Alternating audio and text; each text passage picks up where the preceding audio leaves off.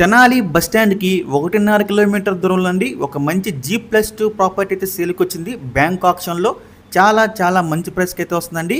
చాలా ప్రైమ్ లొకేషన్లో అయితే ఉందన్నమాట. చుట్టూ రెసిడెన్షియల్ ఏరియాస్ మీరు ప్రాపర్టీ చూడొచ్చండి.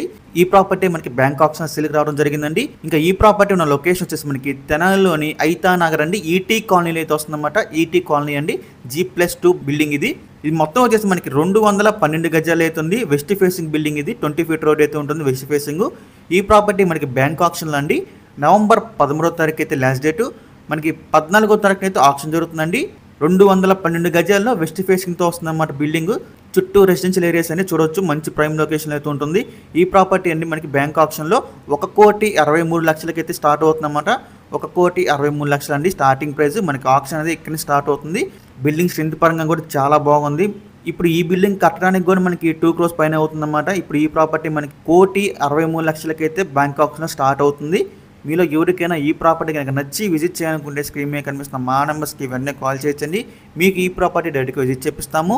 ఇంకా అలాంటి మరెన్నో మంచి ప్రాపర్టీస్ మీరు ఎప్పటికప్పుడు అప్డేట్స్ రూపంలో పొందాలనుకుంటే మా డ్రీమ్ హౌస్ అసోసియేట్ యూట్యూబ్ ఛానల్ని సబ్స్క్రైబ్ చేసుకోండి.